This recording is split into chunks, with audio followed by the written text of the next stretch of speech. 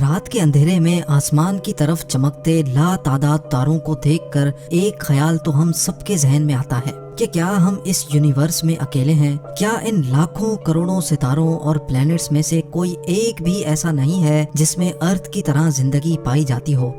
اگر ایک پل کے لیے یہ مان بھی لیا جائے کہ اس یونیورس میں صرف ارتھ ہی ہے جہاں پر زندگی پائی جاتی ہے، تو یہ بات بھی انسانی ذہن قبول نہیں کرتا، اور پھر یہ خیال آتا ہے کہ اگر واقعی زندگی صرف ارتھ پر ہی ہے تو پھر ان کروڑوں چمکتے تاروں کا آخر مقصد کیا ہے؟ ناظرین، یہی وہ سوالات ہیں جن کے جواب جاننے کے لیے ہم انسان مسلسل جستجو کر رہے ہیں اور ابھی تک اربوں ڈالر بھی خرچ کر چکے ہیں۔ اسپیس میں موجود دوسرے پلینٹس کے اندر زندگی پائی جاتی ہے کہ نہیں؟ اگر پائی جاتی ہے تو آخر وہ ایلینز دکھتے کیسے ہیں اور کیسے اپنی زندگی گزارتے ہیں؟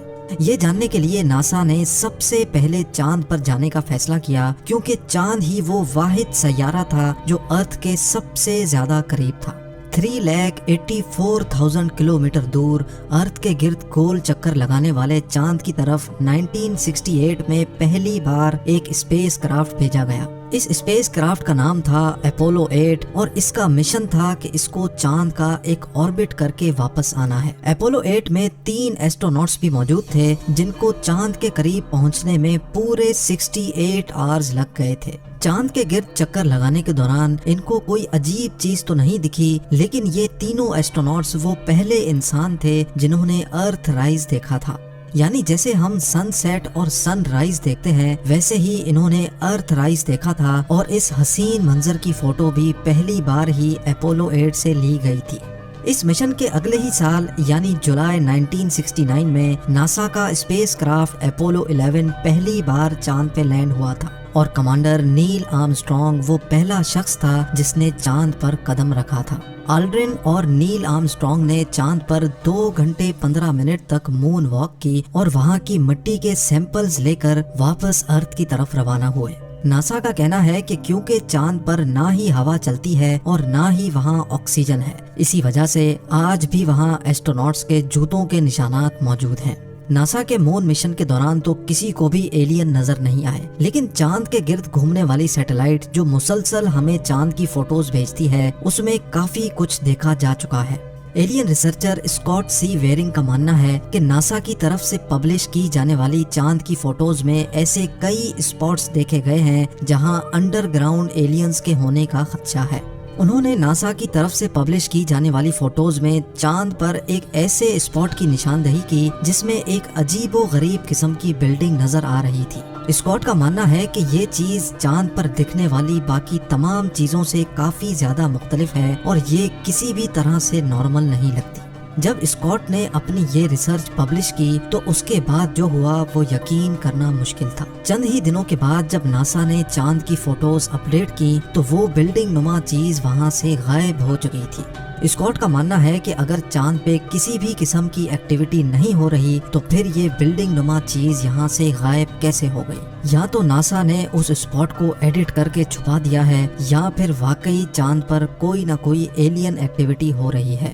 بات صرف چند فوٹوز میں دکھنے والے سٹرکچرز کی ہی نہیں ہے۔ سائنٹسٹ کو چاند کی ڈارک سائڈ پر، یعنی وہ سائڈ جو ہمیں ارتھ سے نظر نہیں آتی، وہاں ایک بہت بڑا ایریا ملا ہے جو چاند کے بقایا حصے سے کافی زیادہ مختلف ہے۔ دیکھنے میں تو یہ ایریا صرف ڈیفرنٹ ہی لگ رہا تھا، لیکن تحقیق کے بعد جو معلوم پڑا وہ اور بھی زیادہ حیرت انگیز تھا۔ سائنٹسٹ کا ماننا ہے کہ چاند کا یہ حصہ 43,000 اسکوائر کلومیٹر جتنا بڑا ہے، اور یہ اس مٹی سے نہیں بنا ہوا جو نیل آرمسٹرانگ لے کر آیا تھا، بلکہ یہ ایک میٹل سے بنا ہوا ہے۔ سائنسدانوں کا تو ماننا ہے کہ قریب 400 ارب سال پہلے کوئی بہت ہی بڑا ایسٹرائیڈ چاند سے ٹکرایا تھا، جس کی وجہ سے یہ میٹل چاند پر ہی رہ گیا ہے۔ لیکن کئی ریسرچرز اس بات کو نہیں مانتے، کیونکہ اگر اتنا بڑا ایسٹرائیڈ چاند سے ٹکراتا تو چاند 2 ٹکڑوں میں ٹوٹ چکا ہوتا۔ ان کا ماننا ہے کہ میٹل سے بنا چاند کا یہ حصہ یہاں موجود انڈر گراؤنڈ ایلین سیویلائزیشن کی نشانی بھی ہو سکتی ہے۔ چاند سے ہٹ کر اگر مارس کی بات کی جائے تو ابھی تک ہم 21 روبوٹس مارس پر بھیج چکے ہیں، مارس، جس کو ریڈ پلینٹ بھی کہا جاتا ہے، وہ زمین سے قریب 40 کروڑ کلومیٹر دور ہے، لیکن سورج کے گرد چکر کاٹنے کے دوران ہر 2 سالوں کے بعد ایک دن ایسا بھی آتا ہے جب مارس ارتھ سے کافی زیادہ قریب ہو جاتا ہے، اور اس دن یہ ڈسٹینس صرف 6 کروڑ 20 لاکھ کلومیٹر رہ جاتا ہے۔ یہ ڈسٹینس بھی کوئی اتنا زیادہ کم نہیں ہے۔ ارتھ سے مارس تک ابھی تک جو بھی روبوٹس بھیجے گئے ہیں ان کو وہاں پہنچنے میں پورے 7 مہینے لگ جاتے ہیں۔ مارس پر بھیجے گئے 21 روبوٹس میں سے 17 روبوٹس تو وہاں لینڈنگ کے دوران ہی کریش کر گئے، جبکہ صرف 4 روبوٹس ایسے ہیں جو وہاں کامیابی سے لینڈ کر گئے اور ابھی تک مشن پہ ہیں۔ ان روبوٹس نے ابھی تک ہمیں مارس کی جتنی بھی تصویریں بھیجی ہیں ان میں بہت سارے اسٹرینج آبجیکٹس دیکھے گئے ہیں۔ ایلین ریسرچر اسکاٹ سی ویرنگ کا کہنا ہے کہ مارس سے ہمیں ایسی انفارمیشن مل چکی ہیں جس کے بعد یہ کہنا غلط نہیں ہوگا کہ مارس پر بھی زندگی پائی جاتی ہے۔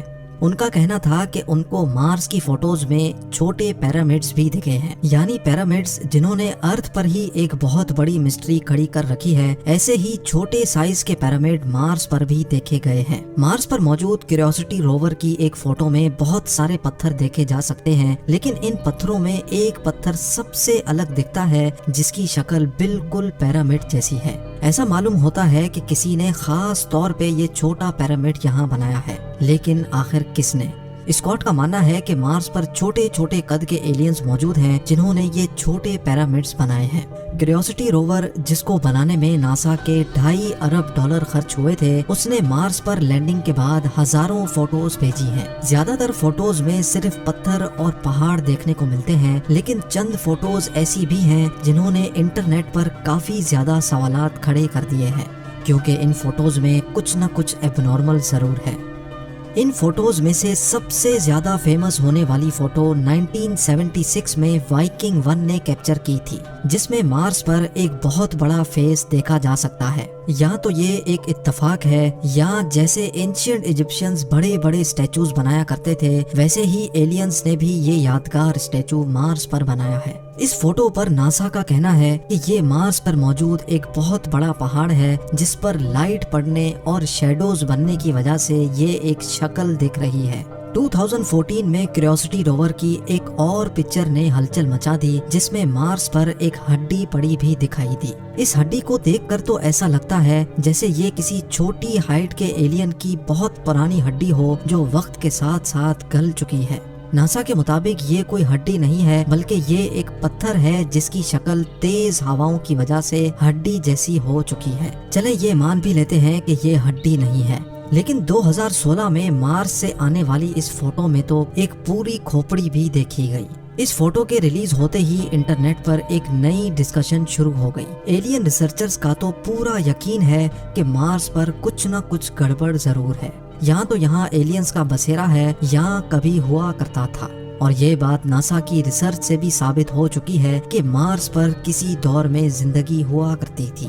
ابھی اس ایلین کھوپڑی سے معاملہ نکلا ہی نہیں تھا کہ مارس کیوریوسٹی روور کی ایک اور فوٹو نے دھوم مچا دی۔ اس فوٹو میں ایک ایسا پتھر دیکھا گیا جس کی شکل ارتھ پر موجود مچھلیوں جیسی تھی، اوپر سے لے کر نیچے تک ہو بہو مچھلی جیسا دکھنے والا پتھر، اور وہ بھی کروڑوں کلومیٹر دور مارس پر آخر کیا کر رہا ہے۔ مارس پر موجود روورز کی مدد سے ملنے والی انفارمیشن میں یہ تو ثابت ہو چکا ہے کہ 3 ارب سال پہلے مارس ارتھ کی طرح ہرا بھرا سرسبز ہوا کرتا تھا، اور یہاں بڑے بڑے سمندر ہونے کی بھی نشانیاں مل چکی ہیں، اور یہ بھی مانا جا رہا ہے کہ یہ سمندر ابھی بھی مارس کی زمین کے نیچے ہی جمے ہوئے ہیں، جس پر مزید تحقیق ہو رہی ہے۔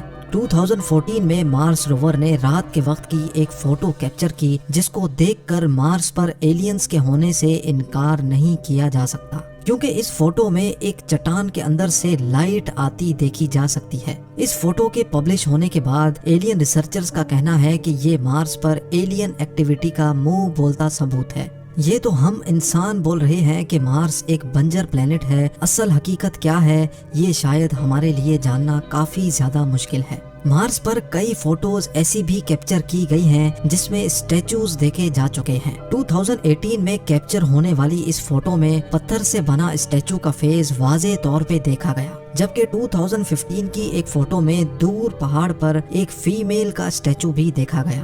एलियन रिसर्चर स्कॉट वेरिंग ने अपने YouTube चैनल पे कहा है कि मार्स की फोटोज पे जितनी ज्यादा रिसर्च हो रही है उतने ज्यादा सबूत भी मिल रहे हैं। स्कॉट का मानना है कि मार्स पर मौजूद एलियंस हमसे बहुत ही ज्यादा एडवांस हैं, क्योंकि एक फोटो में उन्होंने मार्स पर एक इंजन पड़ा हुआ भी देखा है जिसके ऊपर मिट्टी की तह जमने की वजह से वो दूसरे पत्थरों के कलर जैसा दिख रहा है। या तो ये कोई इंजन ही है या किसी एलियन UFO का टूटा हुआ हिस्सा, या फिर ये सिर्फ एक पत्थर से ज्यादा कुछ नहीं है।